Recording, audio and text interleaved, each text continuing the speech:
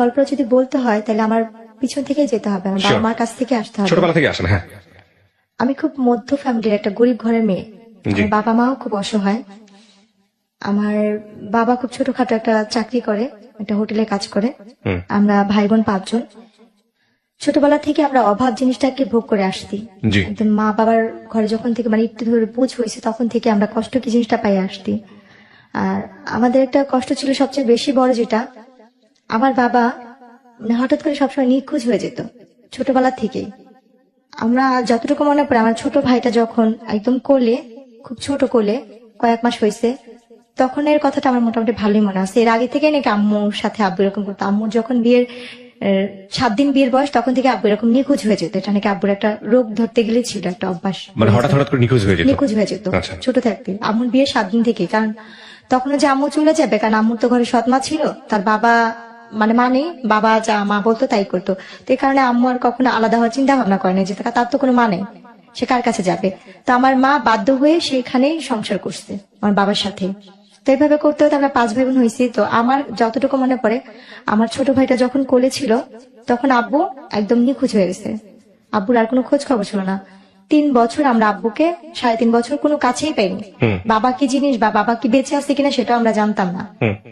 তো আমার বড় ভাই আমাদের বাবার মতো। তার ঋণ কখনো আমরা শোধ করতে পারবো না, এবং আমার মার ঋণও কখনো শোধ করতে পারবো না।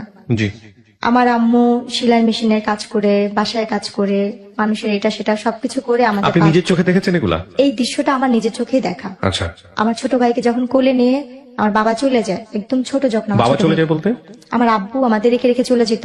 বাবা ছোট ভাইকে নিয়ে যেত? না, কোলে, আমার আম্মুর কোলে রেখে আব্বু নিখোঁজ। আচ্ছা, হঠাৎ হঠাৎ নিখোঁজ হতো? আব্বুর এটা আগে থেকেই ছিল। আমার যখন ফিরতো তখন জিজ্ঞেস করতে না কোথায় গিয়েছিল? কিছু বলতো না। আচ্ছা, কিছুই বলতো না। মানে আমি আমার যতটুকু মনে থাকা থেকে বলতেছি, কিন্তু আব্বু তার আগে থেকে চলে যেত। আচ্ছা। তো ওরা কিছু জানতেন না আপনারা যে কোথায় যাচ্ছে বা কি অবস্থা? বলতো না, মানে কিছু বলে সে চুপচাপ থাকতো। আর আমার দাদির কাছে শুনতাম যে আমার মানে এটা নাকি আগের দিনে মানুষ মানে, এখনকার বর্তমানে যুগে এটা আমরা কেউ মানিয়ে না, বিশ্বাসও করি না, জিন পড়ি না কি বলে, কিন্তু এটা ভুল। একটা মানুষ নিজের থেকেই সরে যায়, তার হয়তো অন্য কোনো সমস্যা ছিল। তো আমার আম্মু তখন থেকে আমাদের ছোট করে বানাতো। হঠাৎ করে 3.5 বছর পরে, তখন আমরা যে ভাই বোন ছিলাম, আমার আম্মু আমাকে কোনো বাসায় দিয়ে দিছে কাজ করার জন্য, আমার আরেক বোনকে কোনো বাসায় কাজ করার জন্য, সেও কাজ করতেছে। কারণ এতগুলি মানুষকে আমার মার খাওয়ানোর মতো সামর্থ্য ছিল না। বা মামার বাসাও আমরা অনেক কষ্ট করে কাজ করে ভাত খাইছি। আমার মামা মামিও অনেক দেখছে। আমার মামা কিছুদিন আগে মারা গেছে। তো আমার ওই মামাও আমাদের অনেক করছে, অনেক দেখছে, এতটাই দেখছে যে বলার বাহিরে। তো যখন আমরা একটু বড় হয়েছি তখন আমরা আম্মুর সাথেই দেখা গেছে, আম্মু যেখানে কাজ করতেছে আম্মুর সাথে কাজ করতেছি। আম্মু রেডিমেড অর্ডারি ব্লাউজ, বাচ্চাদের রিমা, এগুলো সেলাই করতো ঘরে বসে মেশিনে। ওই আমরা আম্মুর সাথে সেই কাজ করছি। এমনও দিন দেখছি আমার আম্মু কাজ করতে করতে সেলাই মেশিনের মধ্যে ঘুমায় গেছে, আম্মুর হাতে সুই ঢুকে এখান থেকে ঢুকে আরেক পাশ দিয়ে বের হয়ে রক্ত ঝরতেছে। এরকমও দেখছি যে আমার মা এটা করে সংসার চালাতো। আমার মা এই কাজ করে আমাদের সংসার চালাতো। কয় ভাই বোন ছিলেন আপনারা? 5 ভাই বোন। 5 ভাই বোন ছিল, একজন মারা গেছে। আপনি বড় সবার? না, আমি বোনের মধ্যে মেঝো। আমার বড় ভাই, তারপর আমার আরেকটা বোন, তারপর সেই বোনের পর একটা ভাই ছিল, তারপর আমি, সে ভাইটাই নাই। তো ওই সময়গুলো দেখছি। আর আমার আম্মু অনেক সুন্দরী একটা মেয়ে, এত সুন্দর যে এত গুণের। আমার আম্মু মানুষের নকশি খাতা সেলাই করতো, মানুষের রেডিমেড জামা কাপড় এইসব সেলাই করতো, ফাঁকে ফাঁকে কাজও করতো, মানুষের বাসায় কাজটাও করতো। তো তারপরে ওইভাবে করতে করতে 3 বছর 3.5 বছরের পরে, মানে আমার ভাইয়া আবু চলে যাওয়ার পর আমার ভাইয়ার 8-এ পরীক্ষা ছিল। ভাইয়া ফাইনাল পরীক্ষা দিতে পারেনি পরীক্ষার ফিসের জন্য। ভাইয়া পরীক্ষা না দিয়ে স্কুল থেকে নাকি ভাইয়ার সাথে খারাপ ব্যবহার করেছে, টাকা দেওয়া হয় না, বেতন দেওয়া হয়নি। তো ভাইয়া না পেরে আম্মুকে কিছু না বলেই, তখন টেম্পুর সময় ছিল, টেম্পু চলতো, ভাইয়া টেম্পুর হেল্পারি করতে গেছে। কত বছর বয়স তখন আমার বড় ভাইয়ার বয়স তখন কত হবে, 12-13। টেম্পুর হেল্পারি করতে গেছে। আর আমার বয়স তখন ছিল হয়তো বা 5 বছর। না, স্কুল তখনও যাইনি। তারপর তো ভাইয়া টেম্পুর হেল্পারি করতো। তো ভাইয়া যখন টেম্পুর হেল্পারিতে গেছে, তো ওইখানে একটা ভাইয়া ছিল, নাম ছিল বারে। তো ওই ভাইয়াটা বলতেছে কি, তোমাকে তো দেখে মনে হচ্ছে না তুমি হেল্পারির ছেলে। তো ভাইয়া নাকি কান্না করে তার হাত পা ধরছে যে ভাই আমার যেমনি হোক কাজ দিতেই হবে, কাজ না দিলে আমার হবে না, আমার ফ্যামিলি চলে না। তো ওনার ভাইয়ার কান্নাকাটি দেখে মায়া লাগছে, তো উনি আমার ভাইয়াকে হেল্পারিতে নিচ্ছে। এরপরে গিয়ে আমার আব্বুকে আমরা হয়েছে 3.5 বছর পরে আব্বুকে খুঁজে পাই, আব্বু আসে। আচ্ছা, 3.5 বছর পরে? 3.5 বছর পরে আসার পরে তাকে আমরা পাই মিরপুরে। আমার বাবাকে খুঁজে পাওয়া যায় মিরপুরে 1 নম্বরে, আমার ভাইয়া তাকে খুঁজে পায়। তো বাবাকে পাওয়ার পরে যেমনি হোক প্রত্যেকটা মেয়ে যে সংসার ঠিকানোর জন্য, ভাঙার জন্য না। হুম তো আমার আম্মু আমার আব্বু আসার পরে ওই আমার ছোট ভাইটাকে যখন কোলে রেখে গেছে, ওকে আয়সা পাইছে 2 বছরের, হুম 2 বছরের না, 2 বছর না 3 বছরের মানে বেশি, কারণ ভাইটাকে কোলে রেখে গেছিল। হুম তখন আমার ভাইটা কথা বলতে পারে, ভালোই হাঁটতে পারে। তো আব্বুকে যখন পাওয়া গেছে, ওই আব্বুর কারণেই আমাদের মিরপুর যাওয়া। আচ্ছা আব্বু মিরপুর বলতেছে যে আমি এখানে থাকবো না, এলাকা সবাই যেহেতু এটা নিয়ে জানাজানি হয়েছে, তুমি কাজ করছো, থাক, যার হয়েছে চল আমরা মিরপুর চলে যাই। হুম তখন আমরা ওই এলাকা থেকে মিরপুর চলে যাই। আচ্ছা মিরপুর আমরা যাই 2005 সালে। আচ্ছা 2005-এ আমরা মিরপুর চলে যাই। যার পরে ওইখানে আমাদের আর কোনো কাজ করতো না, কারণ আব্বু আসলে আমাদের আর কোনো কাজ করতে হতো না। আব্বু যে কাজ করতো, হোটেলে কাজ করতো, তো আমাদের আল্লাহর রহমতে সংসার চলে যেত। ওকে তো কাজ টাজ করতো 5 বছর, মানে 2005-এ যখন আব্বুকে পাওয়া হয়, 6-এর দিকে আমার বোনের বিয়ে হয়। আচ্ছা আমার বড় বোনের বিয়ে হয়ে যায়, ওকে মানে 5-এর শেষের দিক দিয়ে 6-এর আগে আমার বড় বোনের বিয়ে হয়। ওকে বড় বোনের বিয়ে হওয়ার পরে আমার তখন বয়স 10 বছর পার হয়ে যায়, 10-11 বছর পার হয়ে যায়, হুম মানে 11 বছরের মাঝামাঝি। তো আমরা যে এলাকায় থাকি, ওই এলাকারই যে বাসায় ভাড়া থাকি, সে পাশের বাসায় একটা লোক ছিল। ওনারা আমাকে রাস্তায় খেলতে দেখে পছন্দ করছে, আমার বাবা মার কাছে বিয়ের প্রস্তাবও দিচ্ছে। তো আমার ভাইয়ের যে বাসায় গাড়ি চালাতো, ভাইয়া তো গাড়ি চালানো শিখে গেছে, ওই বাসায় গাড়ি চালাতো। ওনার আবার কোনো সন্তান ছিল না নিজের, তো আমার আম্মুকে নিজের মেয়ের মতোই দেখতো। তো ওই এলাকার মোটামুটি সবাই জানতো আমরা তার নাতি। হুম আমরা ওনাদের বাসায় ভাড়া ছিলাম। তো যখন আমার জন্য বিয়ের প্রস্তাবটা যায়, তখন ওই নানু বলতেছিল যে তুমি কি ভাবতাছো এটা মাতবরের নাতি? ও তো মাতবরের নাতি না, ও কিন্তু ভাড়াটিয়া এখানে। আচ্ছা ও কিন্তু মানে দেখতে শুনতে ভালো, সুন্দর, ওরা সব ভাই বোনই সুন্দর, কিন্তু ও কিন্তু কোনো বড় লোকের মেয়ে না, গরিবের মেয়ে। আচ্ছা তারপর তো আমার ওইখান থেকে ওনারা বলতেছে যে না, আমরা তো বাজারে গেছি, বাজার ভাঙাচোরা হলে আমাদের সমস্যা নেই, আমাদের সদাই দরকার। হুম আমাদের বাজার কেমন হলো সেটা আমরা জানি না, আমাদের সদাইটা আগে মেন দরকার। তো আমার আব্বু আম্মুকে এসে অনেক রিকোয়েস্ট করে, প্রস্তাব দেয়, দেখেন আমরা কিছু চাই না, শুধু মেয়েটাই। তখন রোজার মাস ছিল। তো আমার আম্মু বললো যে আমার মেয়ে তো ছোট, আমার মেয়ে তো এখন সাবালক হয় নাই। আমার আব্বুকেও বললো যে দেখেন আমরা খুব গরিব, আর যখন আমার যার সাথে কাবিনটা হয়েছে, আমাদের ঘরে ভাইয়া বসার মতো একটা ভালো একটা মুড়াও ছিল না, আমাদের কোনো কিছুই নেই, ঢালা বিছানা মোট কথা আমাদের। এটা কি ঢাকার কথা বলছেন আপনি নাকি? হ্যাঁ, ঢাকাতে ছিলেন তখন আমরা আপনারা? মিরপুরি, আমরা তখন? কখনো গ্রামে যাইনি, ওকে আমরা ঢাকাতেই বড় হয়েছি, জন্ম ঢাকাতে। তারপর তো যখন বলে, তো ওনারা বলে আমাদের কিচ্ছু লাগবে না, যে 5 জন আসবে আমরা সেই 5 জনকে খাওয়া নিয়ে যাবো, এমন কথা ওনারা বলে। শুধু ওনাদের একটাই চাহিদা, মেয়ে সুন্দর, মেয়ে দেখতে শুনতে ভালো, আমাদের এটাই দরকার। আচ্ছা আপনার এই বিয়ের যখন আসলো তখন বয়স কত আপনার? আমার তখন বয়স 11 বছর। মাত্র 11 মাত্র বছর? 11 বছরে, মানে মানে শেষ দিকে, মানে পুরো শেষ হয়নি। মানে ওরা যারা আসছে ওরা শুধু আপনার এই চেহারা দেখে এসছে যে? আমার চেহারা দেখে।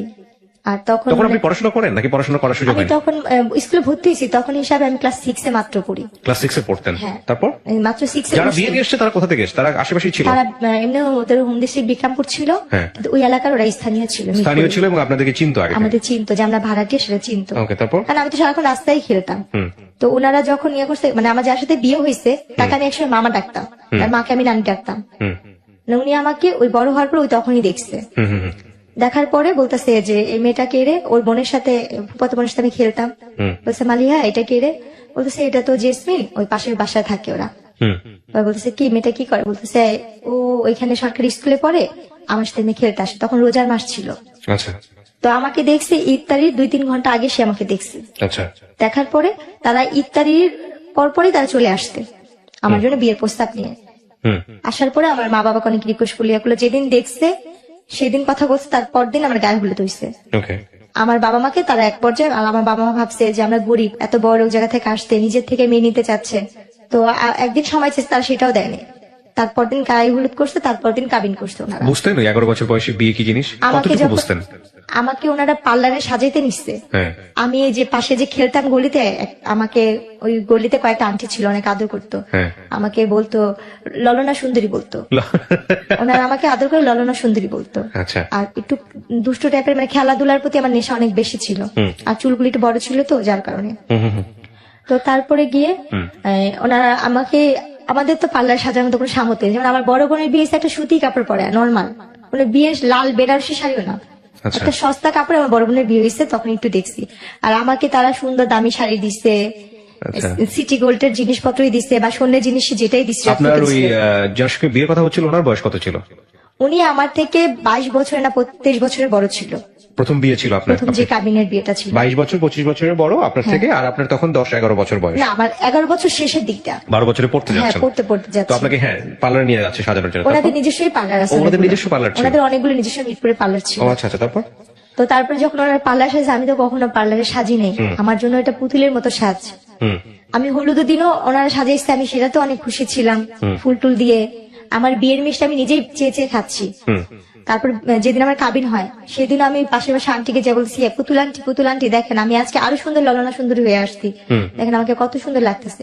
সাজলেন, সাজার পরে থাকে না মেয়েদের তো সাজার প্রতি একটা আলাদা ন্যাক থাকে, দেখা নিজেকে আয়না যখন দেখতেছিলেন বউ হিসেবে সাজার পরে? হ্যাঁ, আয়নাতে দেখে তো নিজের প্রতি নিজে অবাক হচ্ছিলাম যে আমি এত সুন্দর, বা আমি এত পুতুলের মতো লাগতেছে, আমাকে আমি চিনতে পারিনি। বাট বিয়ে কি জিনিস সেটা আপনি বুঝতেন না? বিয়ে কি জিনিস আমি নিজেই বুঝিনি। আচ্ছা আচ্ছা, তারপর? বিয়েটা কি, তো তারপরে গিয়ে আমার কাবিন হলো 2007 সাল আগস্টের 28 তারিখ আমার কাবিন হয়েছে।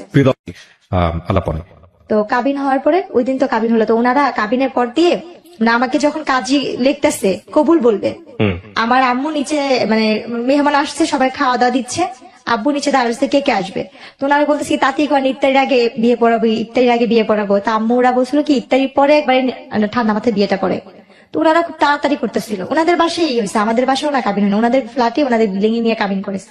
কারণ আমাদের বাসা তো সুন্দর না, আমাদের বাসা তো মানুষ আসতে পারবে না, মেহমান আসতে পারবে না, এই জন্য। তো আমার আম্মু সবাইকে খাওয়া দাওয়া দিচ্ছে, কাজ টাজ করতেছে। এর মধ্যে আমার ভাইয়া বসা ছিল আর আমার বড় বোনের ভাসুর বসা ছিল। জি। তো ওর মধ্যে ওনারা বলতেছে কি আমার বাবার নাম, আমার মায়ের নাম, সবার নাম নিচ্ছে, লিখতেছে। তো আমাকে কবুল বলতে বলছে, আমাকে কিন্তু আমার একবার মামি আর আমার নানি শিখা দিছিল, তোর যদি কবুল বলতে বলে তুই কখনোই কবুল বলবি না, চুপচাপ থাকবি। অনেকক্ষণ পরে আমরা যখন বারবার তোরে বলবো বল বল বল, তারপর তুই বলবি। কিন্তু আমি আর সেই জিনিসটা বুঝিনি। আমাকে যখন কাজী বলতেছে বলো মা বিসমিল্লাহ কবুল, আমি বলছি হ্যাঁ কবুল কবুল কবুল, একসাথেই বলে দিচ্ছি কতবার, মানে হিসাব ছাড়াই। আমার একটু মনে ছেলেটাকে পড়ে, দেখেছেন না যার সঙ্গে বিয়ে হচ্ছিল আপনার? তাকে তো আমি ছাদে খেলার সময় দেখছি, কিন্তু একবার। ওভাবে কখনো বড় ভাই হিসেবে জানতেন নাকি? মামা হিসেবে জানতাম। আর তার মাকে আমি নানি ডাকতাম। আর আর আমার যে আগে সংসারে যে ছিল, মানে আমার যে হাজবেন্ডের সাথে বিয়ে হয়েছে, ওনার যে বড় বোন ছিল, সেই বড় বোন যে আমার ননার সাথে সম্পর্ক, সে আমার মারও 2-3 বছরের বড় ছিল। এরপরে গিয়ে আমার আম্মু এসে বলতেছে কি যে আসেন আমরা বিয়ে পড়া ফেলে আপা, আমার ফুপু শাশুড়ি নাম ধরে বলতেছে যে আসেন আমরা বিয়ে পড়া ফেলে। তো আমার ফুপু শাশুড়ি বলছে আল্লাহ বিয়ে তো হয়ে গেছে। আমি কান্না করতেছি, না না আমার তো বিয়ে হয় না, আমার তো বিয়ে হয়নি, আমার বিয়ে করাইবা না। আমার ভিতরে ধারণা ছিল যেমন টিভিতে নাটক বা ছবি দেখতাম যে হিন্দুরা ঘুরে যে এই আগুন রেখা, ওইভাবেই বিয়ে। আচ্ছা আচ্ছা, আমার চিন্তা ধারণা ওইভাবে মানুষের বিয়ে হয়, বাবা বিয়ে কি জিনিসটা আমি অতটা বুঝিনি। ওইটা টিভিতে দেখে বিয়ে, ওইটাই বিয়ে। যে না আমার তো বিয়েই হয়নি, আমার বিয়ে দেয়নি। মানে এটা কবুল কবুল বলার পরে? হ্যাঁ, আমার কিন্তু বিয়ে হয়েছে 1 ঘন্টা হয়ে গেছে। পরে ওনারা বলতেছে কি এই যে ছবি তুলছি, দেখো দেখো ক্যামেরা দিয়ে ছবি তুলছি। তো আমার যার সাথে বিয়ে হয়েছে তার একটা ফোন ছিল, কলমালা ফোন, টাচ ফোন বড়। তো ওই ফোনে উনি ভিডিও করছে, ছবিগুলো দেখাইতেছে, আমি টাকা থেকে হাসতেছি। কিন্তু উনি যে আমার স্বামী বা উনি যে কি, আমি তখন তাকে মামা আমাকে ডাকতেছি। আমার সাথে ওনার সাথে যে বিয়ে হয়েছে, তারপরে আমি বুঝতেছি না যে উনি আমার স্বামী। বলছে মামা এইটা এটা এটা আমার বিয়ের ইয়া। তুমি বলছে কি মামা বললো না, তুমি আমাকে তুমি করে বলো, আমি তোমার হাজবেন্ড। ওকে। তখন আমি মানে একটু চুপ হয়ে গেছিলাম। এরপরে গিয়ে ওনারা আর কি আমাকে বলতেছে, আমার আম্মাকে, আম্মু বলছে তাহলে আমরা ওরে নিয়ে যাই। বলছে না দেখেন যেহেতু কাবিন হয়েছে, ছেলে মেয়ে তো একসাথেই থাকুক। আম্মু বলছে না আপনারা তো বলছিলেন যে মেয়ে সাবলোক না হওয়া বলতো, আপনারা ছেলে মেয়েকে এক জায়গায় করবেন না। বলছে ও তো আগে মামা ডাকতো, ওর তো একটু ফ্রি হওয়ার দরকার আছে, একটু থাকুক, কথা টথা বলুক, রাতে আমাদের সাথেই থাকুক, তারপরে আমি তারপর দিন নিয়ে দিয়ে আসবো নি। পরে আম্মু আব্বু মানে চুপচাপ থেকে আমার নানি বলতেছে কি যে না ঠিকই আছে, রেখে যা, কারণ থাকা দরকার আছে, বোঝার দরকার আছে যে ও এখন আরেক বাড়ির বউ, এই কাজটা। তা আমার শ্বশুর বাড়িটা ছিল রাস্তার এই পারে ছিল আমার শ্বশুর বাড়ি, 1 গলির পরে আর কি আমাদের বাসা। মানে আবার চাইলে ভিতর দিয়ে আরেকটা গলি আছে যাওয়া যেত, বলা যায় এই পারে ওই পার। এরপরে গিয়ে রাতে যে কাহিনীটা, ওনারা অনেক সুন্দর করে ফুল টুল দিয়ে ঘর সাজাইছে, রুম সাজাইছে, আমাকে নিচ্ছে, আমি নিজের ঘরে নিজে ফুল টুল নিয়ে টেটুনি খেলতেছি, আমি নিজেই ওইটা যে আমার ঘর। তো ওনাকে দেখে আমি খুব ভয় পাইতাম, আমি বিয়ের আগে থেকে ওই মামাকে দেখলে ভয় পাইতাম, কারণ সে তো পলিটিক্স করতো, রাজনীতি করতো, তাকে আমি খুব ভয় পাইতাম। তার চোখ অল টাইম লাল থাকতো, আর খুব ফর্সা মানুষ তো। লাল কেন থাকতো এটা বুঝতেন না? না, আমি ওটা কখনই বুঝতাম। আচ্ছা, তারপর ওনাকে যখন ওই রুমে দেখছি না, আমি ভয় চুপচাপ হয়ে গেছি। উনি না গুন্ডা, ওনাকে না সবাই ভয় পায়, এলাকার সবাই ওনাকে নাম ধরে যেটা বলে। উনি এই ঘরে কেন, উনি কি আমার সত্যি তেল স্বামী? উনি তখন বললো উনি আমার হাজবেন্ড। তো ওই জিনিসটা আমার ভিতরে ভয় কাজ করছে। তো তখন থেকে তার ভিতর থেকে আমার একটা দূরত্ব, সে যে আমার স্বামী সেটা আমি কখনোই মানতে পারতাম না, ভয় পাইতাম। আচ্ছা তারপরে ওই দিনের ঘরে আমাকে কোনোভাবেই দিতে পারবেনি, যতবারই দিয়ে হয় খাটের নিচে পলে, এই রুমে ঢোকাচ্ছি, ওই পাশে বাইরে বের হয়ে যাচ্ছি। আমার সারাটা রাত এভাবেই গেছে, ও মানে কোনোভাবে আমি কান্নাকাটি করতেছি, চিল্লাইতে আসছি। পরে আমার যে ফুপু শাশুড়ি ছিল উনি বলতেছে ঠিক আছে থাক, ও আমার সাথে ঘুমাক, আমি পরে তোকে ডাক করে দিবনি। রাতে তো খাওয়া দাওয়া করলাম ওনাদের সাথে সবাই একসাথে। খাওয়া দাওয়ার পরে ছবি তুললো, আমাকে জোর করে উনি নিয়ে নেওয়া ছবি তুললো, আমার হাজবেন্ডের সাথে ছবি তুললো। পরে এক পর্যায়ে যেহেতু কেউ নাই আমার বাবা মা এখানে, আর যেহেতু আমার বিয়ে হয়ে গেছে এটা আমাকে বুঝতেই হচ্ছে, শ্বশুর বাড়িতে চলে গেছেন। হ্যাঁ, তখন ছবি তুললো, ছবি তুলছি, ওনাদের সাথে আসছি, কিন্তু ওনার সাথে আমি ওরকম ভাবে কথা বলছি না। উনি আমার শরীরে হাত রেখে ছবি তুলছে, আমি তারপর ভয় পাচ্ছি, শুধু ভয়ে ওখানে ছবি তোলা।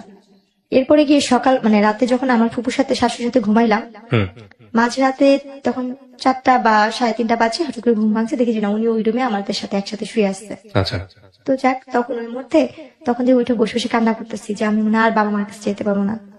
এত বড় লোক বাড়ি, এত সুন্দর ঘর বাড়ি, কিন্তু পুরোটাই আমার ভালো লাগতেছে না, আমার নিজের মতো মনে হচ্ছে না। যতটা আমার ভাঙা ঘর বা খুব ছোট বাচ্চা যেসব অনুভূতি গুলো আসে, রাইট? হ্যাঁ, আমার ফ্যামিলিটাই আমার কাছে বেস্ট। তো আমি ভাবতেছি কখন সকাল হবে, কখন আমি বাসায় যাবো, কারণ আমি এই বাসা তো চিনি আর আমাদের বাসাও চিনি। এর করতে যখন সকালে ফজরে আজান দিল, আমি বসে রয়েছি। একবার লুকায়, ওনারা সবাই ঘুমে, কেউ জানেই না, আমি দৌড় দিয়ে যা দেখে আসলাম, ওনার বাসা ছিল 3 তলা, তো 3 তলা থাকতো, দৌড়া যা দেখছি কেচিকেট খুলছে কিনা, দিদি না কেচিকেট খুলে নেয় অত ভোরে, আবার দৌড়া চলে আসছে, এসে খাটের নিচে লুকায় আসছি, বসে আসছি।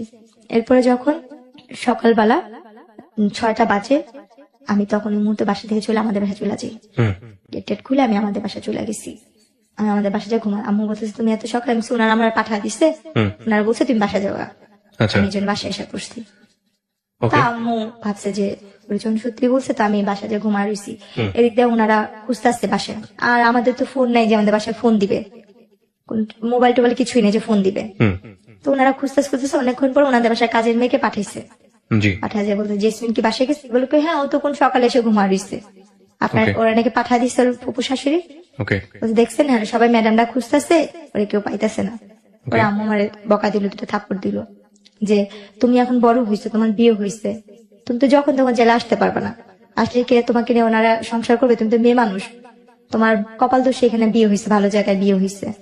আম্মু বোঝাইলো, আম্মুর মতো করে আম্মু বুঝলো যে এখন ওইটাই তোমার আসল বাড়ি, ওখানে সুখ হোক দুঃখ হোক তোমার এখানে ভাগ্য করে থাকতে হবে, আর তোমার কপাল ভালো যে তুমি এমন ফ্যামিলির একটা বউ হইছো, এগুলো যেটা বোঝায় আর কি। বেশি দিন তো না, তুমি কয়দিন থাকো, তোমাকে পরে উঠা দেওয়া যখন হবে তখন এই কয়দিন ওইখানে যা থাকো। পরে আবার আম্মু নিয়ে দিয়ে আসতে, ওনারা সেদিন ওনাদের বাসায় অনেক মানে পার্টির আয়োজন করছে, লোকজন আসতে, বউ দেখছে, সবাই বলতেছে না বউ অনেক সুন্দর হয়েছে, সবাই নাম ধরে ধরে বলতেছে ওর বউটা অনেক সুন্দর ভালো হয়েছে, কিন্তু অনেক ছোট, বয়স ছোট। বলছে হ্যাঁ ঠিক হয়ে যাবে। হ্যাঁ, এরপরে যেটা হয়েছে, আমাকে আমার বাবার বাসা দিয়ে গেছে। 3-4 মাস পরে ওনারা ঘুরতে যাবে, ওনার সাথে ঘুরতে যাওয়া অবস্থায় যখন ঘুরতে গেছি, আমার অলরেডি তখন বাচ্চা কনসেপ্ট করছে, এটা আমি বুঝতে পারিনি যে আমার গর্ভে বাচ্চা। তো আমার যখন বিয়েটা হয়েছে, আমার ফুপু শাশুড়ি, আমার চাচা শ্বশুর এরা জানতো, কিন্তু এরা আবার কি করছে, আমরা গরিব বলে ছেলের মা বাবা মানে বাবা তো নেই, মা মানবে না বিধায় আমার বড় ভাসুর, আমার ফুপু শাশুড়ি, আমার চাচা শাশুড়ি, আমার শাশুড়িকে জানায় না বিয়ের কথাটা। আমার শাশুড়ি নাকি জানতো না আমার বিয়ের কথাটা, কারণ সে তো গরিবের মেয়ে নিবে না। কিন্তু আমার যে বড় ভাসুর সে খুব ভালো ছিল, এবং সে সেটা মানতো না বলেই সে ইনফর্ম ছিল। হ্যাঁ, কিন্তু আমরা জানতাম না যে আমার শাশুড়ি না, আমার মার সামনে অন্য একজনকে ফেস করেছে, এটা শাশুড়ি, ছেলের মা। ভয়ঙ্করতম কাজ। তো তখন আর কি, যখন আমার বাবু পেটে আসছে, আমার বাচ্চা নাকি 2-3 মাস মানে বাচ্চা পেটে, আমি তো বুঝি না একটা মেয়ে অসুস্থ হলে যে জিনিস সেটাও তো আমি বুঝতাম না। তা আমি খুব বমি করতাম, মাথা ঘুরে কিছু খাইতে পারতাম না, মানে আমার কাছে খুব খারাপ লাগতো। তা আম্মু ওই জিনিসটা নিয়ে খালি বলতো কি হঠাৎ করে এমন করতেছে কেন, আর শুকা যাচ্ছি, কালো হয়ে যাচ্ছি। তখন আমার আম্মু, আমার বড় বোন বলতেছে কি মা আম্মু ওর কি বাচ্চা টাচ্চা পেটে আসলো নাকি, আম্মু বলতেছে ওর বাচ্চা পেটে আসলে তো বুঝতাম, বা আম্মু আমাকে জিজ্ঞেস তোমার কি এরকম কখন হয়েছে, কি জানি আমি জানি না, আমি সেটা বুঝতে পারিনি। এরপরে গিয়ে আমার মা আমাকে একটা ডাক্তার দেখাতে নিয়ে গেল, ডাক্তার দেখানোর পরে ওখানে প্রস্তাব পরীক্ষা দিল, কয়েকটা পরীক্ষা দিল, এই রিপোর্ট গুলো আনতে গেল আমার হাজবেন্ড, উনি আমাকে নিয়ে গেল সাথে করে। রিপোর্ট গুলো আনতে যাওয়ার পরে বলতেছে ওনার তো বাচ্চা পেটে, উনি তো ওনার 3 মাস শেষ পর্যায়ে, বাচ্চা 4 মাসে পড়বে। তো এই কথা শোনার পর উনি খুব খুশি হয়, উনি খুশি হয়ে ওনাদের গ্রামের বাড়িতে আমাকে নিয়ে যায় বিক্রমপুরে। উনি আমাকে বিক্রমপুরে নিয়ে যাবে, এই ফার্স্ট আমি আমার শ্বশুর বাড়িতে যাচ্ছি। আচ্ছা। তো আমার শ্বশুরবাড়িতে যখন যাবো তখন আমি খুব কান্নাকাটি করতেছি। এতদিন তো আমার ফুপু শাশুড়ি, চাচা শ্বশুর বাড়ি, আমি জানতাম এটাই আমার শ্বশুর বাড়ি। হুম। তো যখন সে বললো যে দেখো তোমাকে তো আমার মার কাছে কখনো নিয়ে নেই, তোমাকে চলে আজকে আমার মার কাছে নিয়ে যাবো, বলছে ওই যে আপনার ওইটা আমার ফুপু আম্মা, হুম। ওইটা আমার আরেকটা ফুপু আম্মা। আচ্ছা। এরপরে গিয়ে উনি যখন নিয়ে যাবে আমি ভয় পেতেছিলাম যেমন না, যেমন অনেক কান্নাকাটি করতেছি। আমার ছোট বোন আর মামাতো বোনকে নিয়ে যাই, হুম। আমরা একসাথে বিক্রমপুর যাই। আচ্ছা। ভাইয়া যেদিন যাই সেদিন আমাদের যেতে যেতে রাত, মানে আমরা বিকালবেলা রওনা হয়েছি, তো শীতের দিন ছিল, হুম। এটা 2008 পড়ে যায় কাহিনীটা। আমরা গিয়ে ওখানে গিয়ে পৌঁছাই সন্ধ্যার সময়। তো ওই অবস্থা দেখে সে আমার মামি শাশুড়ির বাসায়, আমার আরেকটা ফুপু শাশুড়ির বাসায়, যে কিনা মুক্তিযোদ্ধা তার ফ্যামিলি, হুম। তাদের বাসায় নিয়ে ওঠায়, তাদের বাসায় রাখে। রাখার পরে ওনারা বলতেছে মাশাআল্লাহ তুই তো বউ অনেক সুন্দর আছে, আমাদের সবার বউ পছন্দ, মানে সবাই আমাকে অনেক আদর করতেছে। বলছে তোর মাকে বোঝানো দেখতেছে আমাদের, তুই হিসাবে ছেলের বউ আমরা ভালো পাইছি, হাসি খুশি মিশু। তো ওই রাত্রটুকু ওখান থেকে সকালবেলা আমাকে নিয়ে গেল ওনাদের গ্রামে বেড়ে। প্রথম যে এক গ্রামে রাত্রে থাকলাম, তারপর দিন সকালবেলা ওই গ্রামে গেলাম, আমার শ্বশুরবাড়ির গ্রামে। হুম। তো যাওয়ার পরে ওই জোগানিয়া গ্রামে যাওয়ার পরে ওখানে আর কি ওনারা বউ দেখে আমার শাশুড়ি বলতেছে খালি কি চামড়া দলাই আনছিস, কোনো টাকা পয়সা আনিস নাই, বউর সাথে কিছু দেয় না। উনি আমার কানে হাত দিচ্ছে, গলায় হাত দিচ্ছে, হাতে হাত দিচ্ছে। শাশুড়ি? হ্যাঁ, শূন্যের কিছু নেই। হ্যাঁ। তখন আমি বলতেছি কি আল্লাহ, উনাকে তো দেখছিলাম ওই নানুর বাসায়, হুম। হুম। হুম। তাহলে উনিও তো আমাদের নানি হইতো। আর উনি খুব বয়স্ক ছিল, উনিও হয়েছে রাজনীতিকের সাথে, উনি গ্রামের আর কি মেম্বার নাকি বলে যে উৎসবে দাঁড়াইছিল। উনি সবসময় কুচিদার শাড়ি পরতো, ওনার গলায় মোবাইল ব্যাগ থাকতো, উনি খুব শৌখিন, বয়স হয়েছে কিন্তু উনি খুব শৌখিন ছিল। হুম। আর আগের দিনই নাকি মেট্রিক পাস, ওনার যুদ্ধের অনেক আগে তার 3 সন্তান হয়েছে। হুম। তো উনি আমার গলায় কানে হাত দিয়ে বলছে তোমার বাবা মা কিছু দেয় নাই, তোমার বাপ কি করে? আমি বলছি আমার বাবা হোটেলে কাজ করে। এটা Okay. শুনে সে আরো রাগ হয়ে গেছে।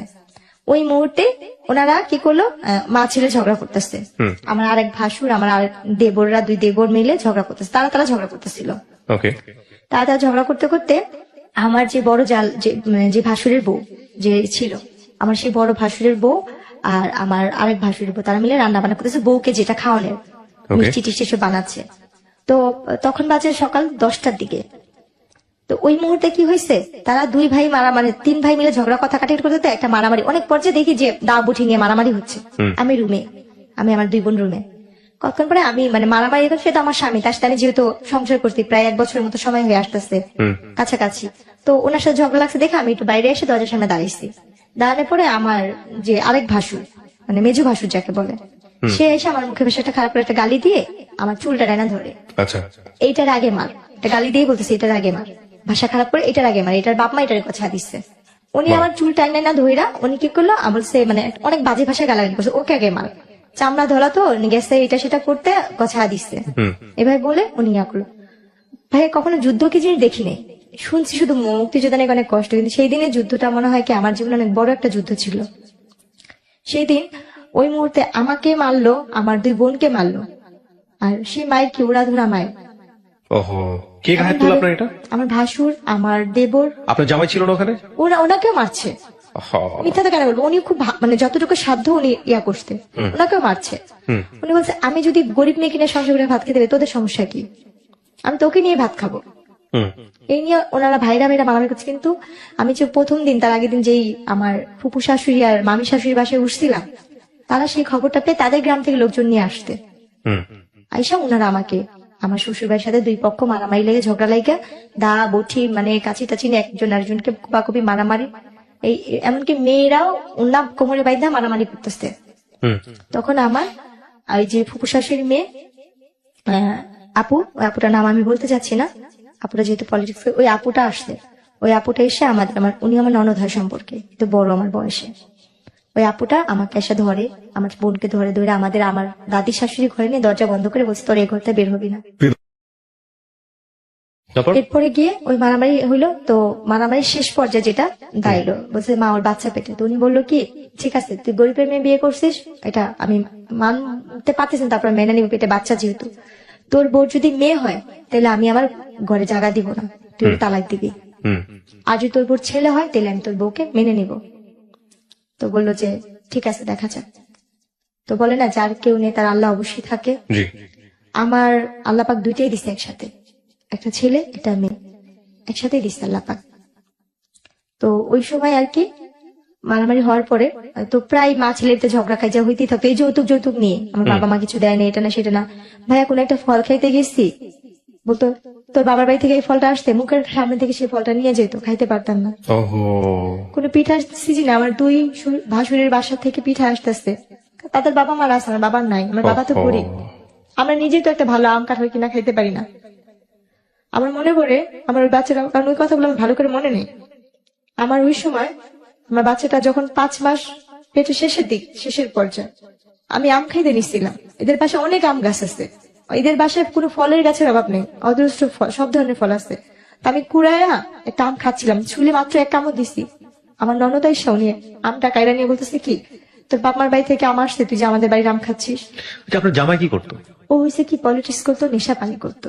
ওইগুলোর দিকে কোনো খোঁজ খবর থাকতো না? আপনি জামার সাথে এগুলো শেয়ার করতেন যে আমার সাথে এরকম হয়েছে বাসায়? কখনো বলতাম না, কেন বলতাম না, ভাবতাম কি তার বাবা মার নামে বদনাম করবো যদি সে এটা না মানে, না মানে, আচ্ছা। ভাই বোনের নামে বদনাম করবো যদি সে না মানে। আমি তো গরিবের মেয়ে, হুম ভাগ্য তো সে আমি এরকম বাড়ির বউ হয়েছি। হুম এরপরে ওই আম কাঁঠাল নিয়ে, তাই একদিন আমার মাকে আমি ফোন দিয়ে বলি, আম্মু তোমরা নিজেরা খাও বা না খাও, আমার যদি পারো একটু আম কিনা পাঠাও, একটু কাঁঠাল কিনা পাঠাও, হুম কোনো ফলের দিন আমাকে একটু ফল পাঠাও, বা কোনো পিঠার দিন আমার একটু পিঠা পাঠাও। হুম। তা আম্মু চিল্লা পাল্লা করতো, তোর যদি দিয়ে, আমার তার একটা মেয়ে আসছে, কারণ সে তো কষ্ট করে, মানে দুজনকে দিতে হবে, দুজের কেটে দিতে হবে। সেটা তো সামর্থ্য নেই। এখন আম্মু আমাকে বকতো যে দিলেই তো লাইট আসবে, কোথেকে দিব, রাইট। সেই কথা বলতো, দেই না দেই নেই, এরকম হয়। শ্বশুর বাড়িতে দিয়ে কথা হয়, বলে সহ্য করে থাকতে হয়, মেয়ে মানুষ না তুই, হুম এই কথা বলতো। তো সেখানে আমি বলার জায়গা পাইতাম না।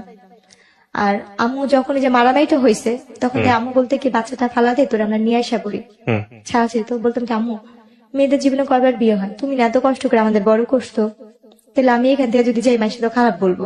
হুম আমি ভাইয়া যতটুকু সাধ্য ছিল, আমি যথেষ্ট পরিমাণে ওই ফ্যামিলিতে থাকার জন্য অনেক চেষ্টা করছি ভাইয়া। হুম তারপরে গিয়ে ওই ফলের ইয়া যাওয়ার পর, ওরা তো আলু দিনে আলু লাগাইতো অনেক, তো আলু লাগানোর জন্য যে মানে কাজ করার লোক আসতো, গ্রাম দেশে বদলি বলে, হুম। অনেকগুলো করে ভাত রান্না করতে হতো। আমি তো কখনো লাড়কিতে রান্না করিনি, জি। তো লাড়কিতে রান্না করতাম, ধানের দিনে ধান নিতাম, আলুর দিনে আলু কাটতাম, পাটের দিনে পাট নিতাম, যা আমি জীবনে কোনদিন চোখেও দেখিনি, সবকিছু করতাম। তো একদিন ওই ভাতের মারগালতে যা মানে ভাতটা পুড়ে গেছিল, আমার শাশুড়ি এসে আমার এই যে হাতটা পুড়া দিছে, এখানে জ্বলন্ত কয়লার লাড়কি দিয়ে এখানে পুড়া দিচ্ছে, এখনো চিহ্ন আছে এই জায়গাটা, জ্বলন্ত কয়লার আগুনটা লাগা দিচ্ছে। আমি চিল্লান দিয়ে উঠছি, এরপর আমাকে কারেন্টের তার দিয়া আমাকে বাইরেছে, আমার পুরাটা পিঠ মনে হয় লাল লাল হয়েছে, মানে এত ইয়া হয়েছে। তখন আমার বাচ্চা 6 মাসে পেটে বসছে। হুম হুম ওই দৃশ্যটা না আমার হাজবেন্ডের কানে, ও তো ঢাকাতে থাকতো, আমি গ্রামে রেখে গেছিলাম, হুম হুম ওকে কে যেন ফোন দিয়া বলছে। ওকে ফোন দিয়ে বলার পরে ও সেই দিন, ও তো এমনি বৃহস্পতিবার দিন যাইতো, শুক্রবার দিন মানে থাকতো, শনিবার দিন থাইকা বিকালে চলে আসতো, বা রোববার দিন চলে আসতো। হুম ওই সময় আমাকে বলে কি, ওই দিন হঠাৎ করে চলে আসতে আয়সা বলতেছে যে তোমাকে নাকি আমার মামা আসতে, বা আমার বোন নাকি বকা দিচ্ছে, এরকম বলতেছিল। আমি ওনাকে কিছুই বলতেছিলাম না, চুপচাপ হয়ে গেছি। মানে এই কাহিনীটা বলার আগে গ্রাম দেশে তো 6টা-7টা বাজে সবাই মানে নিঝুম হয়ে যায়, যার যার মতো। তো সেদিন আমাকে অনেক মারছে, তো আমি আমার সব কাজটা সেরে আমি আমার ঘরে, আমি যে ঘরটা থাকতাম সেটা একটা পুরানো তো লাড়কির ঘর ছিল, কারণ আমার বাবার বাড়ি থেকে কোনো ফার্নিচার দেয় না দেখা, বা কোনো ক্যাশ টাকা দেওয়া হয়নি দেখে আমার ভাগ্যে ভালো কোনো ঘর জুটে নেই। যখন আমার স্বামী আসতো তখন আমার শাশুড়ির রুমের সাথে রুমটা আমাকে থাকতে দিত, আর যখন সে না থাকতো আমি ওই ঘরটাই থাকতাম, ওই ঘরটাই ঘুমাইতাম। তো পাটাতন ঘরে তো উনি গেছে, ওনার মার সাথে ভাত খাইছে, কথা বলতেছে, মা ও ভাত খাবে না জেসমিনে, বলে কেউ খায়া চলে গেছে, তোর খা তুই খা। আমার বাচ্চারা ও কি কিছু করতো, কাজকর্ম কিছু করতো আপনার জামাই? এমনি শুনতাম যে প্রেসের কাজ করতো। তো ওইখানে ও বলার পর ও রুমে গেছে, যা বলতেছে কি যে তুমি ভাত খাইছো, আমি বলছি না আমি তো খাইনি, আমি আজকে সারাদিনেও খাইনি, কালকেও খাইনি। বলছি কেন, বলছে আমি এই অন্যায় গুলো করছি দেখা উনি তো দেয়নি। ও আমাকে ওই কথাগুলো জিজ্ঞেস করার পর আমি এই কথাগুলো বললাম। বলার পরে ও অনেক মন খারাপ করে বলছে কি, জেসমিন যা করছি যাই হোক, আমার দোষের কারণে তো এই অবস্থা, আমি তোমাকে ঢাকাতে নিয়ে যাবো, আমি ঢাকায় কাজ করে ভাত খাবো। ও আমাকে নিয়ে তারপর দিন ঢাকা চলে আসলো। আচ্ছা। ঢাকা চলে আসার পরে ঢাকা দুজনে মোটামুটি ভালোই ইয়ে করতেছিলাম। ও আমাকে ওই যে বাসাটা নিচ্ছে ওইখানে বাসা ভাড়া বেশি, আর পলিটিক্স ওইভাবে থাকতে পারতেছিলাম। তো ও বলে কি তুমি তোমাদের বাসায় থাকো, বাচ্চা হওয়ার পরে আমি তোমাকে নিয়ে আসবো নি। তারপর আমার বাবা মার কাছে এনে দিয়ে গেল, দিয়ে যাওয়ার পরে 3 দিন পর ও বলতেছে কি, শুনেন আমার আম্মা তো বলছে আপনার মেয়ের যদি ছেলে হয় তাহলে আমাদের বাড়িতে উঠাবো, আর যদি ছেলে না হয় তাহলে আপনার মেয়েকে আমি আর নিব না, মেয়ে হলে আমি তালাকের কাগজ বাসায় পাঠা দিব। একে তো আমি বিয়ে করছি কিছুই পাই নাই, আমার অন্যান্য ভাইরা পাইছে। আর আপনার মেয়ের যদি মেয়ে, আমার 2 ভাইয়েরও মেয়ে, আপনার ঘরের মেয়ের ঘরে যদি মেয়ে হয় তাহলে আমি এই বউতে কি করবো? আচ্ছা, এটা কি বলেছে? আমার ওই হাজবেন্ড। এরপর শেয়ার করে খোঁজ খবর নেওয়ার পর একদিন আমার মা আর আমার খালা মিলে আমার শাশুড়িকে ফোন দিচ্ছে যে আপনার কি জেসমিনকে নেবেন না, ওর তো 7 মাস শেষের দিকে, বা আপনার কি দেখতে বলছে যে আমার ছেলে যা বলার বলেই দিচ্ছে। ওর আমার খালা বললো কি তাহলে আমার একটা আপনি কথা কি জানেন, মানে আপনার ফ্যামিলির লোকজন কি জানে যে ছেলে মেয়ে হওয়ার ব্যাপারটা আসলে শুধুমাত্র সাইন্টিফিক্যালি এটা নির্ভর করে হচ্ছে একটা ছেলের উপরে? আমার পুরা ফ্যামিলি তো মানে লেখাপড়া জানে না। এটা জানে না? আপনি জানতেন এটা? আমি যে বললাম আপনাকে, আপনি এটা জানতেন? আমি নিজেও জানতাম না। আজকে ফার্স্ট জানলেন? হ্যাঁ, আমি আজকে মানে জানছি। একটা সন্তান ছেলে হবে নাকি মেয়ে হবে এই ক্ষমতাটা আল্লাহ শরীরবৃত্তীয় ভাবে একটা ছেলের মধ্যে রেখেছেন, এবং এটাতে একটা মেয়ের কোনো হাত নাই। হ্যাঁ, এবং এটা ক্রোমোজোমের ব্যাপার স্যাপার থাকে, আমি বৈজ্ঞানিকভাবে আপনাকে ব্যাখ্যা করবো না, কিন্তু এখানে মেয়ের কোনো হাত নাই। এটা আপনাকে এই কারণেই বলতেছি যে বাংলাদেশের অনেক অনেক মেয়ের ভাগ্য এই জিনিসটার উপর নির্ধারিত হয়, এবং মনে করা হয় যে ছেলে হবে না মেয়ে হবে এটা তারই দোষ। যদিও সমাজ অনেকখানি পরিবর্তন হয়েছে, এখন আর আমি জানি না এত পিছিয়ে আছে কিনা মানুষ, কিন্তু এটা কি আপনি জানতেন? আজ পর্যন্ত আপনি জানতেন না? জানি না। আচ্ছা, তারপরে কি হলো? এরপরে গিয়ে সে আর আমাকে নিতে আসতো, তখন আমি শুধু কান্না করতাম আর ভাবতাম যে আল্লাহ কেন এরকম করলো, বা আমার বাবা মা এত টাকা পয়সা কোথায় পাবে? ডাক্তার বলছে যে মেয়ের বয়স কম, সিজার করতে হবে, বাচ্চা একসাথে 2 বাচ্চা একসাথে পেটে, সিজার করতে হবে, এরকম ভাবে মানে ইয়া করতেছে। আচ্ছা, তখন আর কি আমার বাবা মা কি করবে, তারাও খুব টেনশন করতো। আমার বলতে আল্লাহ ভরসা, আমি শুধু ভাই কান্না করতাম, কারণ কান্না করেছে আমার আর কিছু করার নেই। কিন্তু আমি তাকে কখনো মানে আমার হাজবেন্ডকে লাগবে বা তাকে আমার দরকার ওরকম ভাবে তখন আমি ট্রাই করি, মানে স্বামী কি জিনিসটা আমার ভিতরে তখনও কোনো কিছু কাজ করেনি। আচ্ছা, আমার ভিতরে ওই জিনিসটা মাথায় দেখে সে যদি নাও আসতো, আমার কোনো কিছু যায় আসে না, তার ভিতরে আমার কোনো মায়া বা ভালোবাসা কোনো কিছুই সৃষ্টি হয়নি। এরপর হয়েছে গিয়া আমার বাচ্চাটা মানে মারামারিতে হইলো, আমার যখন বাচ্চা হবে, আমার অলরেডি বাচ্চা হওয়ার সময় হয়েছে 2010-এর দিকে আমার বাচ্চা হলো, এবং নর্মালি ডেলিভারি হলো বাচ্চাগুলো মানে 10-এর বাচ্চাগুলো মানে টুইন ছিল? হ্যাঁ। ও আচ্ছা, মার্চের 26 তারিখে হয়েছে। দুটোই মেয়ে? না, ছেলে। ছেলে। এক ছেলে এক মেয়ে, মাশাআল্লাহ। হ্যাঁ, তারপর? এবং নর্মালি ডেলিভারি হয়েছে আল্লাহর রহমতে। তখন ওই কথা শুনে ওনারা আসতে, ও আমার হাজবেন্ড আসতে, আমার হাজবেন্ডের বড় ভাইটি সবাই আসতে, দেখলো খুব খুশি বাচ্চাদের নিয়ে গেল, কিন্তু মেয়েটাকে ওরকম বেশি একটা আদর করে নাই। আচ্ছা, ছেলেটাকে নিয়ে সবাই খুশি ছিল। আচ্ছা, আচ্ছা। এরপরে গিয়ে ওনারা আর কি ভালোই দিন কাটতেছিল মোটামুটি আল্লাহর রহমতে। ঝগড়া কাজে আসে মানে মায়ের ধর আসে, উনি তো নেশা করতো, নেশা করে আসতো, প্রায় বলতো যে তোকে বিয়ে করে কিছু পাইনি মাতাল অবস্থায়, তোরে বিয়ে করে যৌতুক পাইলাম না, তো তোকে দিয়ে আমি ইয়ে করবো, এখন তো আমার বাচ্চা হয়েছে, আমার ছেলে হয়েছে, আমার তার তোকে আর দরকার নেই, আমার মেয়ের অভাব নেই, এরকম বলতো। এমনকি উনি ঘরে অনেক মেয়েদের নিয়ে আসা, যেরকম স্বামী স্ত্রী থাকে ওরকম সে থাকতো। আচ্ছা, আপনার সামনে? হ্যাঁ, এইভাবে সে ব্যাপারগুলো করতো। তো সত্যি কথা বলতে কি, আমার না ওই মানুষটার প্রতি কখনোই ভালোবাসা কি জিনিস আসেনি, কারণ আপনি বুঝিনি তো নাই, বোঝার বয়স ছিল না বিষয়টা। বোঝার বয়স নেই, আর কেন জানি তাকে তো আমি ভয়ই পাই, তাকে তো কোনো ভালোবাসার মানুষ হিসেবে দেখিনি বা স্বামী হিসেবে দেখিনি। 2টা বাচ্চা হয়েছে, তাও মনে হয় হাতে গোনা কয়েকদিন স্বামীকে পাইছি, আমার ওনার প্রতি কোনো মায়া নেই, তো ওনার প্রতি আমার ভয়টাই বেশি কাজ করতো সবসময়। আল্লাহ কখন যেন এসে আমাকে মারবে, কখন যেন উনি মাতাল হয়ে আমাকে মারবে, এই চিন্তাগুলো ছিল। আর ওনার সাথে যেটা, উনি হয়তো মানসিক ভাবে সাইকো টাইপেরই ছিল, যেটা মানুষ বলে। আমি আমার হাজবেন্ডের সাথে কোথাও যাচ্ছি, কেউ যদি বলতে চাই তোর বউটা তো অনেক সুন্দর, উনি তাকে কিছু না বলে সে আমাকে ওরা ধরা মারতো। আর মার কি, যে মারগুলো সহ্য করার মতো না, যে মারগুলো আমার আজও ঘুমাইলে চোখ বন্ধ করে আমি চোখের সামনে ঝাপসা ঝাপসা ভাসে, হাতটা কেভাবে পিছিয়ে মারতো, মুখে কাপড় দিয়ে তার পাতালুতে মারতো, যেটা আমি বাইরে কেউ কিছু বলছে উনি আমাকে সে মারতো। কিন্তু যখন আমার বাবু হলো, বয়স আস্তে আস্তে বাড়তে থাকলো, 6-7 মাস বয়স হইতে থাকলো বাচ্চাগুলোর, তখন থেকে তার অত্যাচার আরো বেশি বেড়ে যেতেছিল, প্রতিনিয়ত তার অত্যাচার বাড়তেছিল, কারণ তার ছেলের প্রতি তার ভালোবাসা ছিল বেশি, মেয়ের প্রতি না। এবার প্রায় এমন তার প্রায় মা বাবার কাছে আমি বেশিরভাগই বাবা মার বাড়িতে দিন কাটেছি। বড় লোক দেখা বিয়ে দিছে, কিন্তু বাবা মার বাড়িতে আমি পড়ে আসছি। বড় লোক শুধু নামেই ছিল, কাজে না। ওই আস্তে আস্তে ওই ব্যবসার কাজটা আমার দিকে আস্তে আস্তে পড়তেছিল, কারণ আমার ছোট থাকতে তখন আমি অনেক হ্যাংলা পাতলা চিকনা টাইপের ছিলাম। বাবু হওয়ার পর আস্তে আস্তে আমার গ্রোথ ভালো হচ্ছে, আমি দেখতে আরো বেশি হচ্ছি, এখন তো আমি কিছুই নেই। তখন দেখতে আমি আসলেই অনেক সুন্দর হচ্ছিলাম। তো যখন কাজ কাম করতাম, রান্না বান্না করতাম, বাসায় বিভিন্ন টাইপের লোকজন আসতো, তার দলের লোক আসতো, তার দলের লোকের বাইরের লোক আসতো, তার কুকুর গেস্ট আসতো। আস্তে আস্তে এক একজন আমার কথা বলতো ওদের কাছে, তো তখন ও ওই জিনিসগুলো আমাকে আমার মাথায় ঢুকে তো তুমি এটা করো এটা করো। আমি বললাম না আমি কেন যাবো, কেন করবো, ওই জিনিসগুলো না আমি বলতাম কি আপনি যদি আমাকে এই কথাগুলি বলেন আমি মানুষের কাছে বইলা দিব। তখন সে আমাকে আবার ওইভাবে হাত পা বাইধা পা তালুতে মারতো। আর ওই মারার অবস্থা ব্যয় মনে হতো কি কে যদি একবার আমার হাতটা খুলে দিত আমি নিজে তারে খুন করতাম। মানে এত রাগ উঠে যেত? এমন ভাবে মারতো যে মারিগুলো মানে ভাষায় প্রকাশ করা যায় না। মানুষ নাকি রিমেন্টে অনেক মারধর করে, কিন্তু আমি এই জীবনের রিমেন্টের মায়ের অনেক খাই আইছি, অনেক রিমেন্টের মায়ের খাই আইছি যে মায়েরগুলি আমি চোখ বন্ধ করলে আমার চোখের সামনে ভাসে, কাউকে বলতে পারি না। মনে হয় যে আস্তে আস্তে মানসিক রোগী আমি নিজেই হয়ে যেতেছি। উনি কি ওনার থেকে বেশি এখন মেন্টালি টর্চারিং আমার হচ্ছে। বাপ মার কাছে যেমন বাপ মা তো গরিব, বাপ মা কোথেকে আমরা সাহায্য করবো। আমার কিছু বলতে গেলে বলতে হুমকি দিত আমার ভাইরে এটা করবো, ছোট ভাইরে ওই করবো, বড় ভাইরে করবো। চিন্তা করতাম আমার লাগে আমার ভাইদের করতে হইব, আমরা তো নিজেরাই গরিব। ওনার সবকিছু মানতাম, খালি পারতাম না নিজের দেহটার বিলা দেওয়ার জন্য। যা বলতো তাই করতাম, যেটা বলতো সেটাই করতাম। আর স্বামীতে যে ভালোবাসা তাকে আমি এটা কখনই আমার ভিতরে কখনো আসেনি। তার জন্য মানুষ যেমন একটা মেয়েকে ভাড়া করে আনে ব্যবহার করে, আমি ওনার কাছে সেরকমই মনে করতাম যে উনি যে মেয়েটাকে আজকে আনছে আমি তাদের ভিতরে একজন।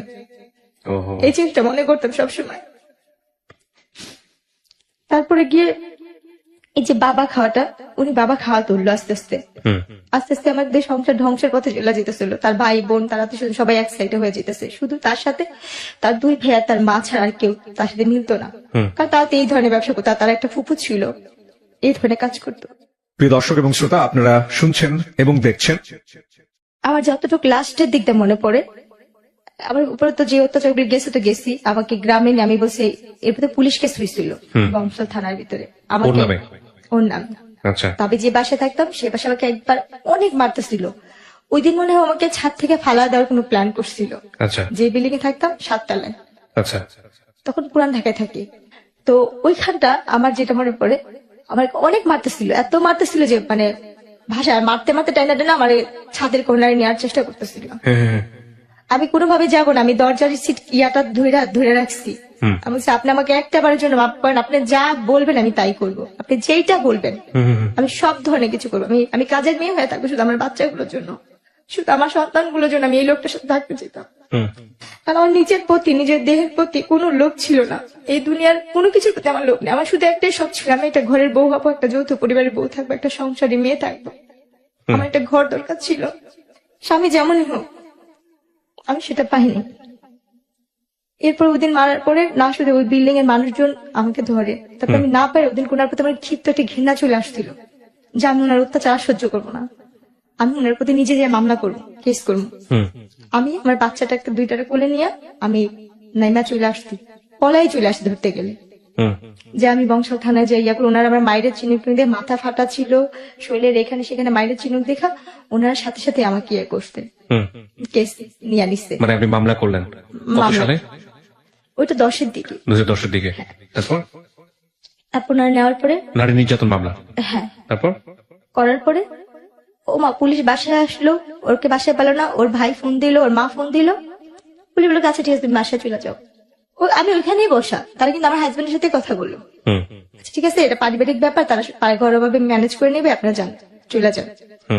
তার চাচা উকিল, অনেক বড় উকিল, তার মামারা হয়েছে অনেক বড় লোক, তার পুকুরা, তারা নিয়ে আমার বাবাকে ডাকা বললো কি আপনার মেয়ের এত বড় সাহস, আমাদের ফ্যামিলি সম্পর্কে সে জানে, সেই অনেক হুমকি টমকি দিয়ে ঠিক আছে ওকে আর ঢাকা রাখবো না, ওকে গ্রামে রাখবো, গ্রামেই থাকবে এই বলে কোনো কেস কথা আমাকে গ্রামে নিয়ে গেল। গ্রামে নিয়ে যাওয়ার পরে তার তো কোনো খোঁজ খবর নেই, সে আসে না, কিছু করে না। এরপরে একবার 6-7 মাস পর সে বাসায় গেছে, এর মধ্যে সে আমার কোনো খোঁজ খবর নেয় না, যায় না। ওই শাশুড়ি ঢাকায় থাকে, ওই খ্যাত খাবারি করে যেটা জুটে সেটাই খাইতাম। আর আমার কয়েকটা চাচি শাশুড়ি ছিল খুব ভালো বাড়ির মধ্যে, ওনারা আমাকে যতটুকু দেখতো, ওনাদের হাতের কাজ করে দিতাম, রান্না বান্না এটা সেটা উঠান ঝাড়া দিত, খাবার দিত, কারণ ওইখানে আমার ঘর ভাড়া লাগে না, খাওয়াটাই মেন আমাদের বাচ্চাদের।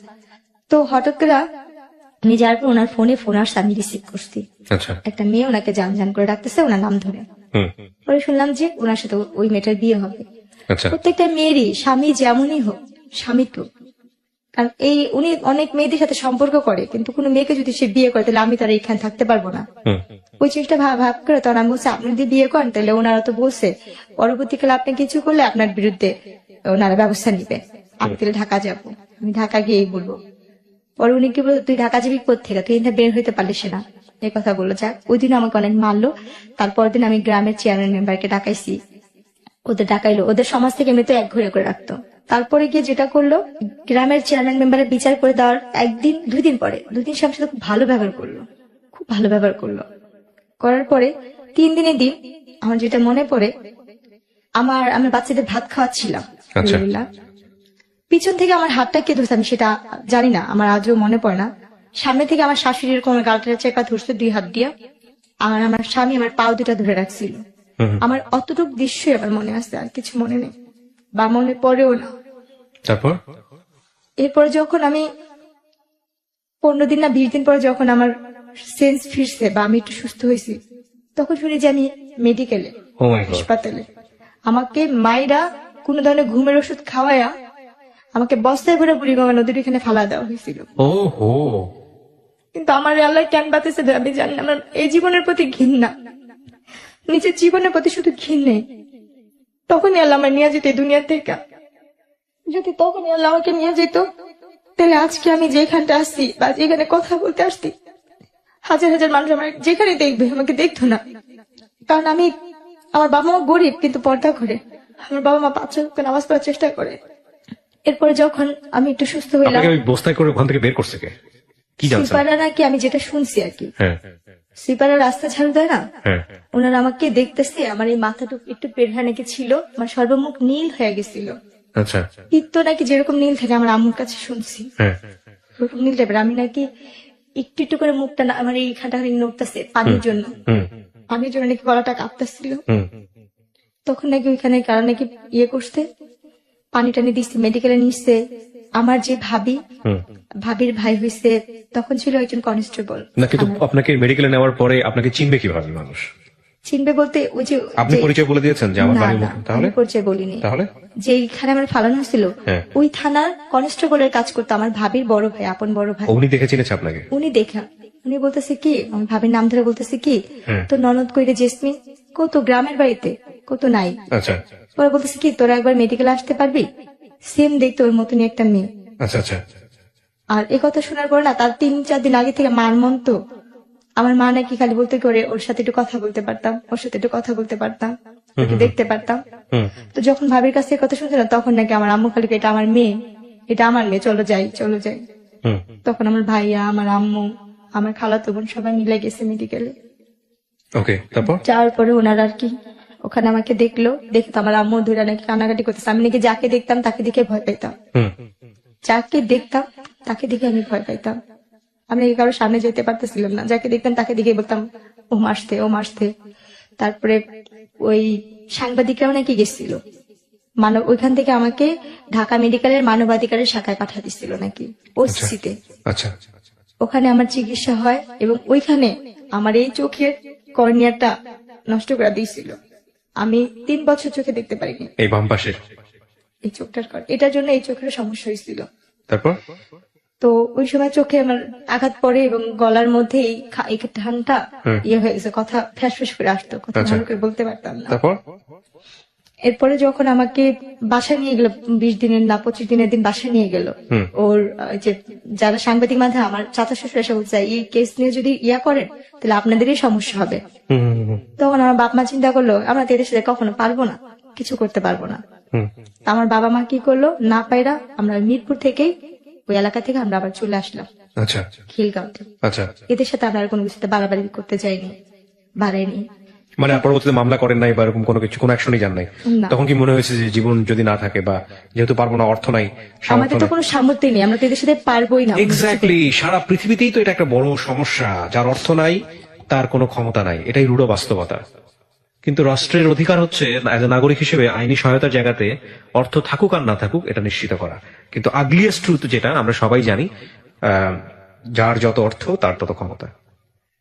পুঁজিবাদী অর্থনীতি বা পুঁজিবাদী বিশ্বের এটাই হচ্ছে সবচাইতে নুড বা নগ্ন চরিত্র, যাই বলি না কেন। আমি ক্যামেরার এই পাশে আছি, আমার দিকে যেহেতু ক্যামেরা ফোকাস না, সো আমি আমার কথা বাড়াচ্ছি না, বলেন তারপর। এরপর যেটা হচ্ছে মানবাধিকার থেকে আমাদের যথেষ্ট পরিমাণে সাহস দেওয়া হয়েছে। ওখান থেকে তারা আমাকে বলছে তুমি 1 চুলও নড়বা না, তোমার টাকা পয়সা কিছুই লাগবে না, আমরা আসছি, আমরা করবো। মানবাধিকার থেকে আমি যথেষ্ট সাহায্য পাইছি ওখান থেকে আমার চিকিৎসা হয়েছে, আমি সুস্থ হয়েছি। মানবাধিকার ওখান থেকে আমার ট্রিটমেন্ট যতটুকু পারবা, আমার মামলা নিয়ে যতটুকু লড়ার, ওনারা যথাসাধ্য চেষ্টা করতে। ওনাদের কাছ থেকে আমি কোনো কম পাইনি, ওনাদের কাছ থেকে আমি যথেষ্ট হেল্প পাইছি ওখান থেকে। আমার ভুলটা ছিল যেটা, ওরা আমার সাথে কথা বলছে ফোনে যে তুই কি চাস তোর বাচ্চাগুলো জীবন নষ্ট হোক, বা তুই কি চাস কোনো ধরনের ক্ষতি হোক, মানে আপনার হাজবেন্ডের পক্ষের লোকজন? হাজবেন্ডের পক্ষের লোকজন থেকে।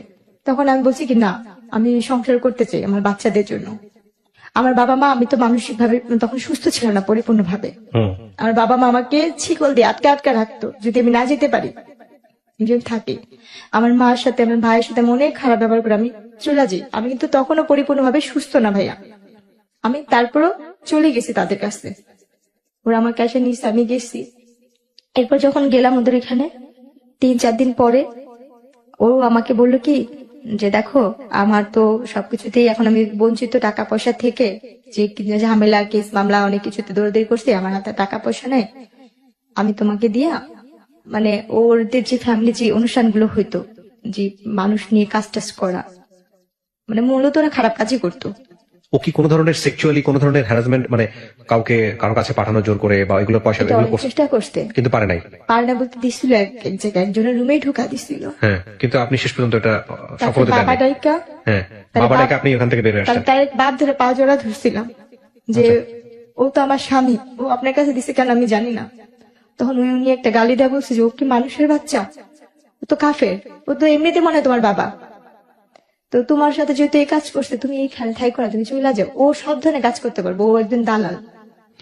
এরপরে যেটা হয়, ওই দিন আমার জীবনের শেষ রাতই বলা যায়। এরপর আপনি ডিসিশন নেন তাকে ডিভোর্স দিয়ে দিবেন?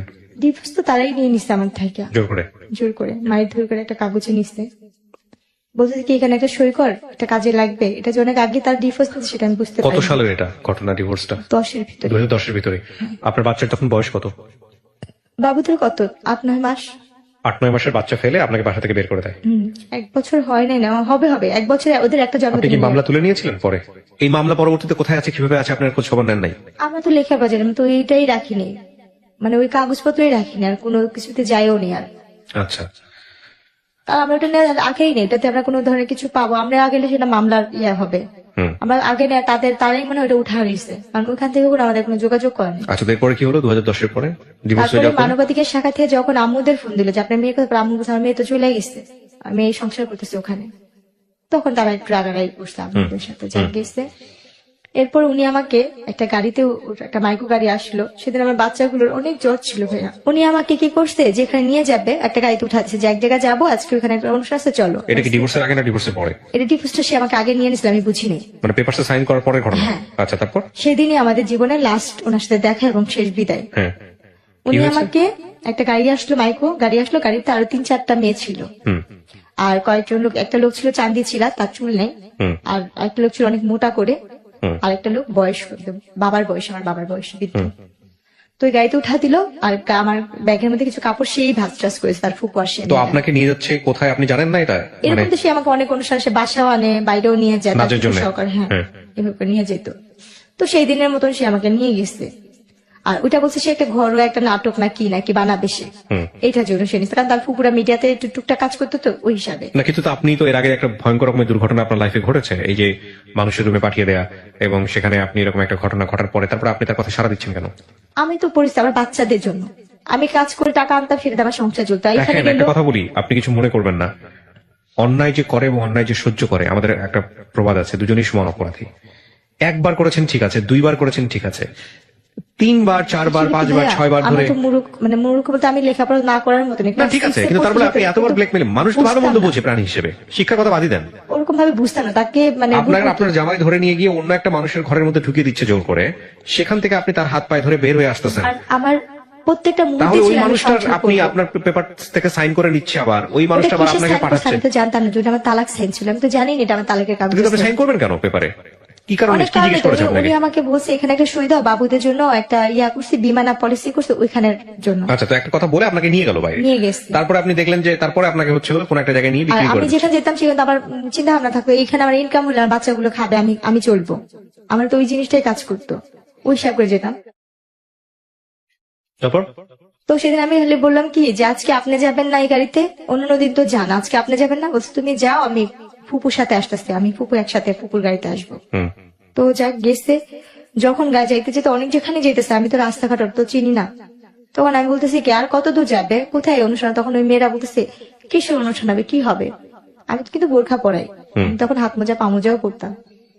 তখন আমি বলতেছি কি যে এই কাজের জন্য যাচ্ছে না, একটা অভিনয় হবে, নাটক হবে, টেলিফিল্ম, এসবে হবে না? বলছে, পাগল তুমি, তোমার মাথা মাথা ঠিক আছে? আমরা তো যাচ্ছি যে একটা যেখানে ওইখানে এরকম এরকম কাজ হয়, আমরা তো টাকার বিনিময়ে যাই, ওখানে 6 মাস বা 3 মাস থাকি। তাই তখন যে আমি কি পরিমাণে কান্না করতেছি গাড়ির মধ্যে বসে, আর বলতেছি জানলাম একটা বার আমাকে এই গাড়ি থেকে একটু মুক্তি দেওয়ার ব্যবস্থা করো, আমি যেন এই গাড়িটা থেকে বের হইতে পারি। এটা মনে হয় আমার জীবনের, আমার মনে হয় আমার বাচ্চারা বা আমার বাবা মা আর কেউ দেখতে পারবো না আমি কোথায় যেতেছি, কার কাছে যেতেছি।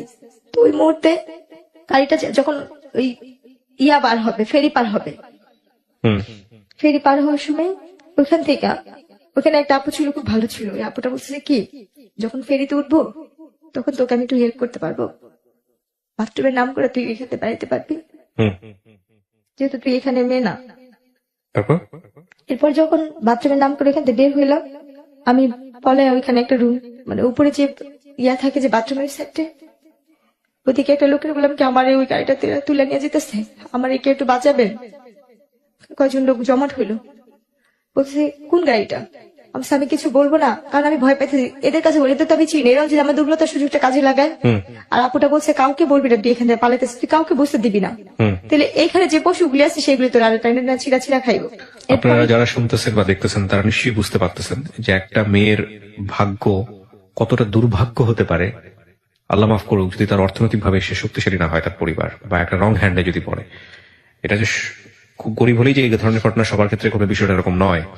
তবে এটা ঠিক যে ওর অর্থনৈতিক অবস্থা যদি ভালো থাকতো তাহলে হয়তো ওর জীবনটা আজকে এরকম হতো না।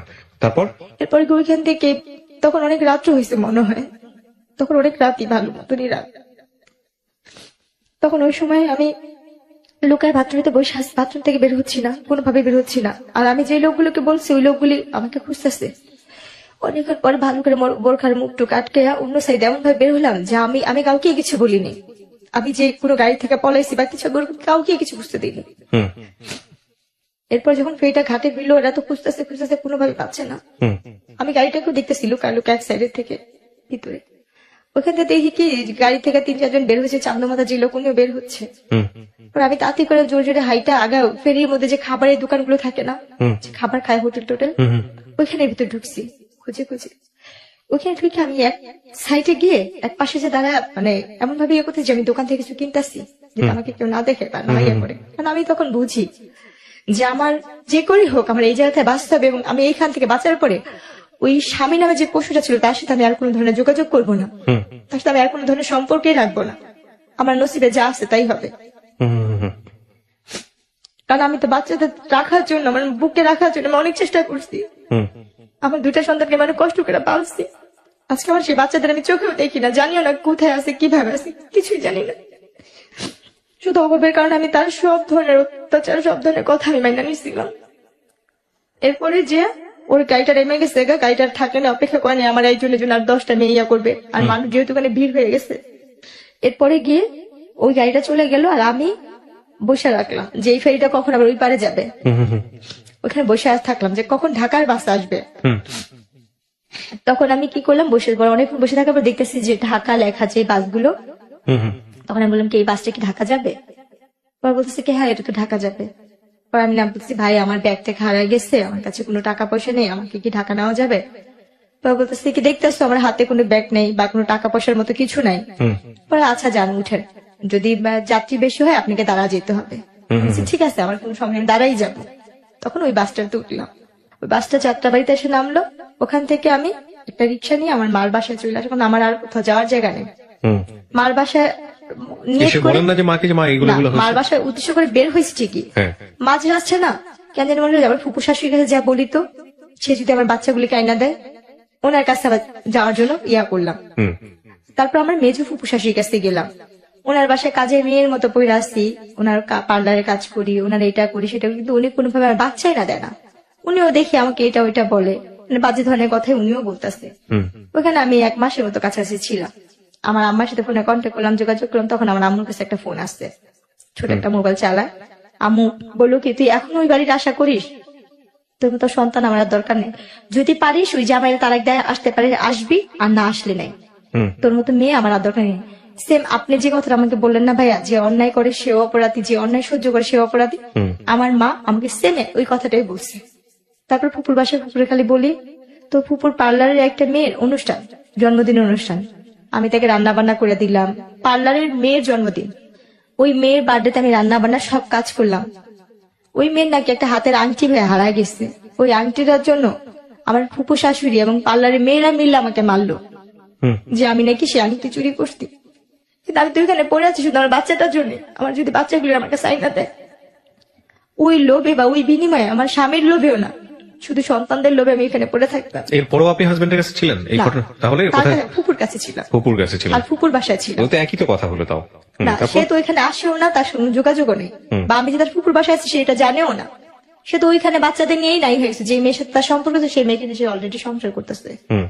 পরে গিয়ে ওই মাই খাওয়ার পরে আর ওইখানে আর থাকিনি, চলে আসলাম। আয়সা বাবা মার কাছে বললাম যে ঠিক আছে আম্মু আমি ওনারে তালাক দিয়ে দিব।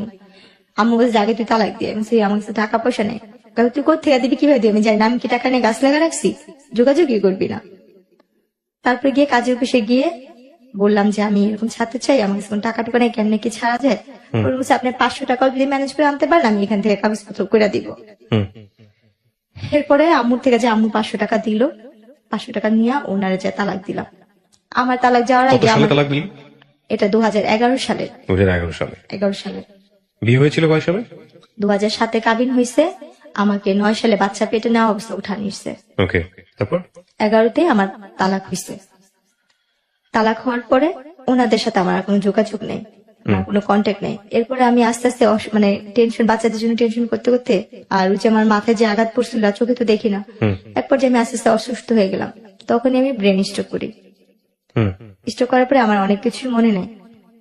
তারপরে এইভাবে তখন এই আম্মুর সাথে থাকতাম, টুকটাক হাতের কাজ করতাম, টিপস না বিক্রি টিকরি করতাম, মানে আমার মতো যে কাজ করতে পারে আমি সেই ধরনের কাজ টাজই করতাম টুকটাক। করার অবস্থায় এক বাসায় কাপড় বিক্রি করতে যেতাম।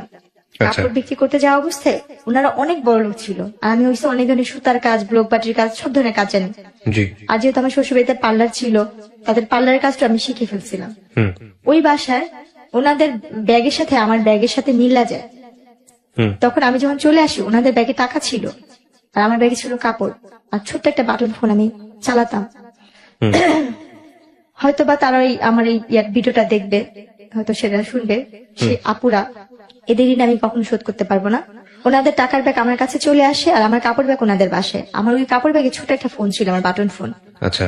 তো আমি যখন রিক্সালাকে টাকা দিব তখন দিয়েছি আমার ব্যাগে টাকা নেই, ওই টাকা ওনাদের টাকা, আমার ফোনও নেই, আমার টাকাও নেই। তখন আমি ওই টাকার দেখে অবাক হয়ে গেছি, এতগুলো টাকা তো আমি কখনো দেখিনি।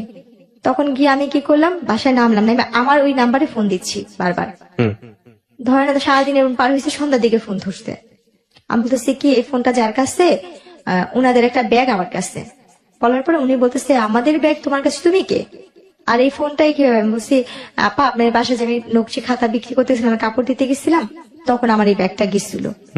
বলছে ও হ্যাঁ হ্যাঁ আমি তো ওই বাসায় গেছিলাম, কাপড় কিনতে বেড়াতে গেছিলাম, ওই ব্যাগটা তোমার কাছে, দেখি দিয়ে দাও তো। দ্বন্দ্ব হয়ে ওই লাইনে থাকা অবস্থা বলছে কি তুমি কি জানো এই ব্যাগে কি আসছে?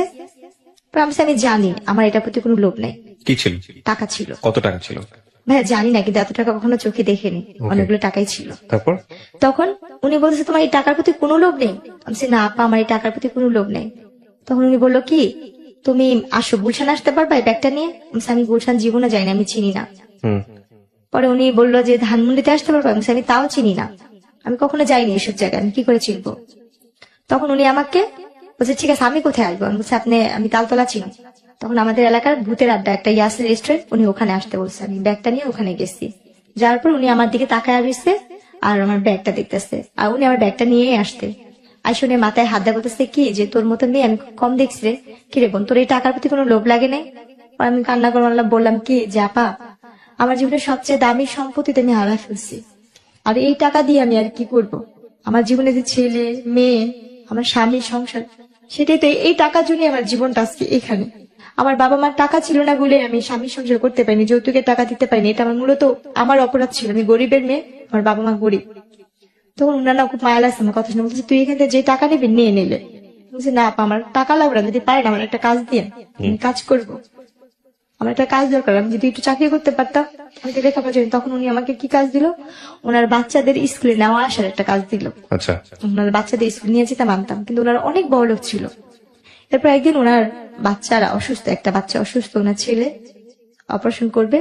ছেলেটার অপারেশন করার সময় তাদের AB নেগেটিভ রক্তের গ্রুপ দরকার ছিল। ওই সময় ওই রক্তটা আমি দিই। আমি বলি যে আমি এই রক্তটা দিব। বলছে কি তোর কি রক্ত এটা? পরে আমি বললাম যে হ্যাঁ, আমার যখন আমি অসুস্থ ছিলাম তখন আমি শুনছি আমার এই রক্তের গ্রুপটা AB নেগেটিভ আপনার। AB নেগেটিভ রক্তের গ্রুপ, যেখানে ওনার বাচ্চার 3-4 ব্যাগ রক্ত লাগবে, সেখানে আমার 1 ব্যাগ আর 1 ব্যাগ ওনারা কিনে আনছে। এই 2 ব্যাগ দিয়ে ওনার বাচ্চাকে উনি ইয়ে করলো। তখন ওই যে রক্ত দিয়ে, আমি তো কখনো রক্ত দিই নাই, রক্ত দিয়ে তো সাথে সাথে উঠতে হয় না। আমি কি করছি, রক্ত দিয়ে উঠে পড়ছি না, আমার চশমাটা পড়ে গেছে, ভাঙে গেছিল একটা ফ্রেম। তখন আমি অন্ধের মতো হাতা হাতা চশমা খুঁজতেছিলাম।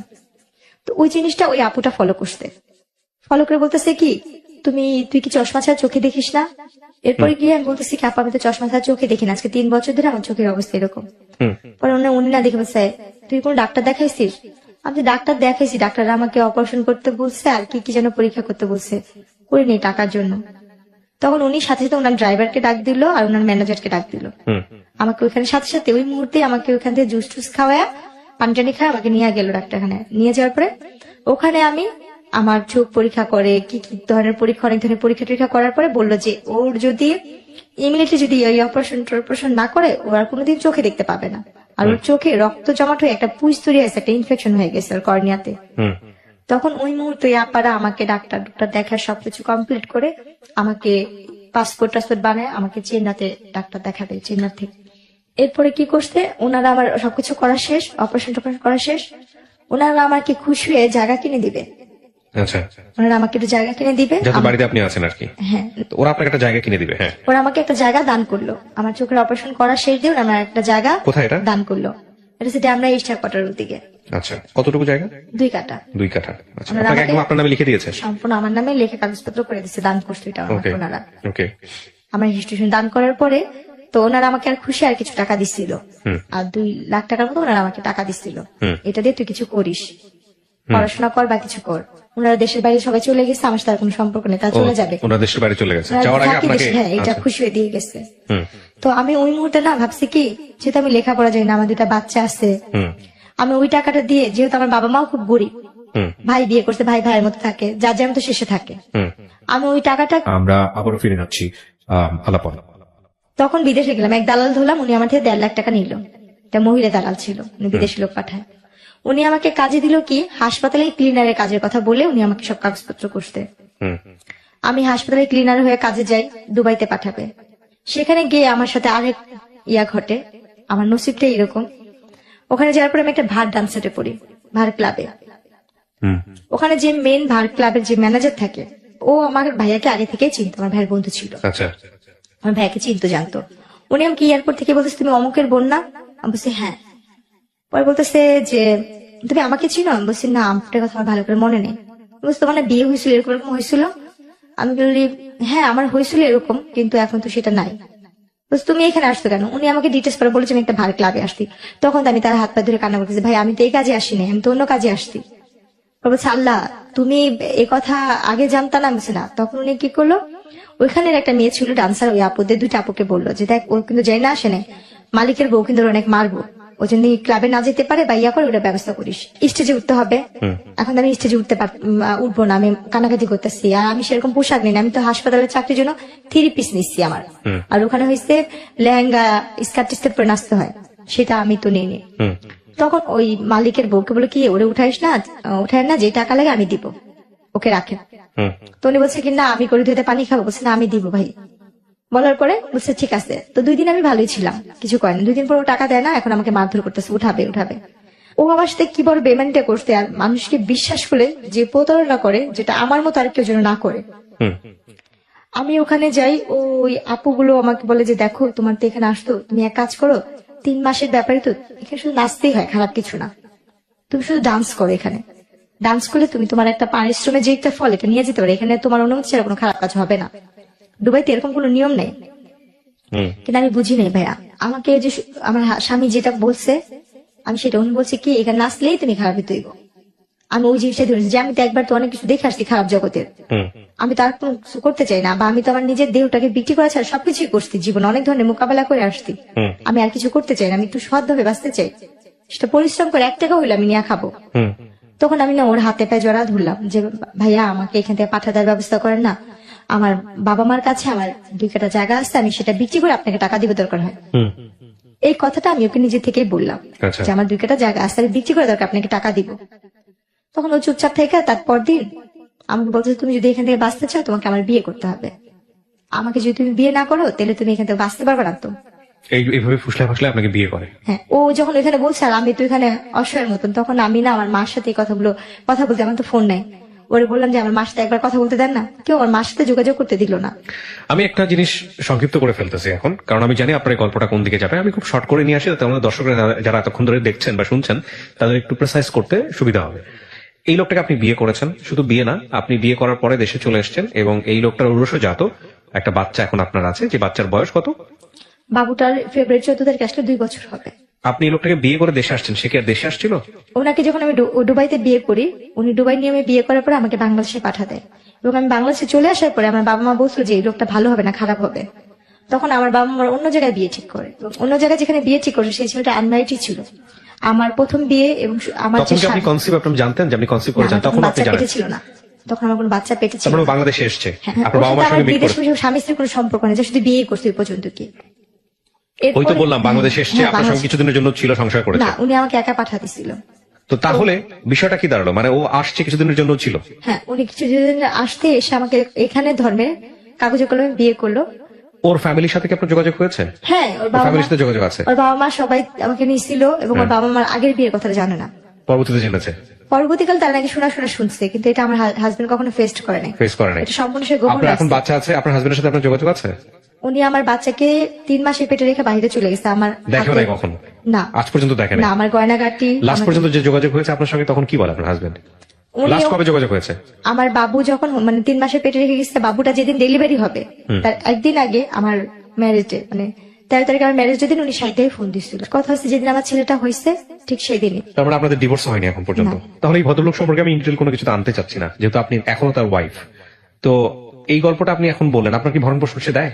সে আমাকে কোনো ধরনের সাহায্য টাকা পয়সাও দিচ্ছে না এবং আমার বাচ্চার কোনো দায়িত্ব নিচ্ছে না। আপনি কোনো মামলা করেছেন তার এগেনস্টে? না, আমি তার সাথে সংসার করতে চাই, তার সাথে আমি সংসার করতে চাইছি বিধে কোনো কিছু করিনি, কিন্তু আচ্ছা। তাকে আমি অনেক ধরনের হাতে পায়ে ধরে রিকোয়েস্ট করতেছি, ফোন দিচ্ছি, উনি ডাইরেক্ট বলে কি তুই কি তোর বাপের কাছে ফোন দিস, আমি কি তোর বাপ লাগি? উনি আপনাকে চায় না, বলে দিয়েছে চায় না, ডিভোর্স দিবে না? ডিভোর্সও দিবে না। আচ্ছা, তাইলে আপনি এখন কি অবস্থায় আছেন, কি করেন আপনি? আমার এই ছেলেটাকে আমি 3 মাসে পেটে নিয়ে মানুষের বাসা, আমার বাবা মা আমাকে মাইনা নেন, আমি তো একা বিয়ে করছি, তাকে এই জন্য মেনে নেয় না? মেনে নেয় না। তো আপনি এখন মানুষের বাসায় কাজ করেন, 3 মাসে মানুষের পেটে নিয়ে বাসায় কাজ করি। আপনার বাচ্চাটাকে নিয়ে মানুষের বাসায় থাকেন? আচ্ছা, আমি যে কাজ করি কেউ আমাকে কাজেও রাখতে চায় না, আমার চেহারা আমি মুখ ঢেকে কাজ এক্স্যাক্টলি করি। এক্স্যাক্টলি আপনি মুখ ঢেকে কাজ করেন, এবং আপনাকে আমি বলেছিলাম যখন আমি ভিডিওটা করি শুরুতে যে 1 বছর ধরে আমি আপনাকে ঘুরিয়েছি এই গল্পটা প্রচার করার আগে। হ্যাঁ, প্রত্যেকটা অক্তের নামাজে আমি শুধু একটা কথাই বলি যে আল্লাহ যেন আমার আর আমার ছেলে হ্যাঁ, এই আল্লাহ 6 তো দিন, 7 সবকিছু দিন দিতে না পারে, খেয়ে আল্লাহর কাছে ছিলাম। আপনি ভালো জিনিস চাবেন, আপনি কেন খারাপ জিনিস চান? ভাই, ভালো জিনিস তো অনেক চাইছি। ধৈর্য ধারণ করেন, আসলে। লাইফটা একটা এক্সাম। আপনি আমাকে বলেন, আপনার তো 2 কাঠা জমি আছে, আপনি চাইলে ওটা বিক্রি করে দিয়ে তো একটা কিছু করতে পারতেন, কেন করেননি? ভাইয়া ওটা এমন ভাবে যারা আমাকে দিচ্ছে আমি বিক্রি করতে পারবো না। কিভাবে দেয়া আছে? হ্যাঁ, এভাবে দেওয়া আছে। তাহলে তো আমি ওইটা বিক্রি করলে আপনি 3 লাখ করে 12 লাখ করে কাঠা হইলে আমি 2 কাঠা বিক্রি করলে হয়তো নিচের পক্ষে 4 লাখ বা 5 লাখ টাকা হয়তো বা পাবো, কিন্তু এটা এমন ভাবে তারা দিচ্ছে আমি বিক্রি করতে পারবো না। আচ্ছা, আমি নাম্বারটি দেওয়ার আগে আপনাকে আবারও সতর্ক করছি, এই নাম্বারটি দেওয়ার ফলে কোনো লিসনারের সঙ্গে, কোনো ভিউয়ার্সের সঙ্গে যে কোনো ধরনের ব্যক্তিগত সম্পর্কে জড়ানো, যে কোনো ধরনের নেগেটিভ কোনো কিছু তৈরি হওয়া বা কোনো ধরনের কোনো কিছু যেটা আপনার জীবনের জন্য দুর্বিষহ হতে পারে, সেটার দায় দায়িত্ব সম্পূর্ণই আপনার। এই বিষয়ে ঢাকা এফএম বা আমি আর জি কিবরিয়া কোনো ধরনের দায় নিব না। এটা জেনে শুনে আপনি নাম্বারটা দিচ্ছেন। কার সঙ্গে আপনি কথা বলবেন, কার সঙ্গে আপনি সম্পর্কে জড়াবেন, কার সঙ্গে আপনার কি হবে না হবে, সমস্ত কিছু আপনার। এখানে আমাদের কোনো দায় নেই। আপনি কি বুঝতে পেরেছেন আমার কথাটা? হ্যাঁ, সেটা বুঝতে পারছি। জেনে শুনে আপনি দিচ্ছেন। আপনার যদি ভালো হয় সেটাও আপনার, যদি মন্দ হয় সেটাও আপনার। ঠিক আমি আছে? এখানে সবার কাছে শুধু একটা কথাই বলবো, আমার জীবনে প্রথম যেটা হয়েছে আমার বাবা মার ভুলের কারণে, অভাবের কারণে আমার বাবা আমাকে বিয়ে দিচ্ছে। Right. এটা হয়েছে আমার তরফ থেকে কথা। আমার মতো জেসমিন যারা সবার ঘরে জন্ম হয়েছে, যারা গরিব ফ্যামিলি, বিশেষ করে এদের বাবা মা যদি রিক্সাও চালায় ভাত খাওয়া সন্তানকে যেন অল্প বয়সে বিয়ে না দেয়, এটা থাকবে। আর এখান থেকে আমি কি পাবো আমি সেটা জানি না। মানে চেয়ারের কারণে একটা বড় লোকের ঘরে দিয়ে দেয়, এটাও যেন না করে। কিন্তু- বলেন, আপনি আপনার সঙ্গে যোগাযোগ করার নাম্বারটি বলেন প্লিজ। এটা কি আপনার নামে রেজিস্ট্রেশন করা আছে ফোন নাম্বারগুলো? আমরা কিন্তু চেক করিনি। হ্যাঁ বলেন আমার নামে বলেন। 01945887880। আচ্ছা আরেকটা আরেকটা হয়েছে 01300738385। আচ্ছা, আপনি যে দুটো নাম্বার দিলেন এই দুটো নাম্বারে কি বিকাশ করা আছে বা নগদ করা আছে?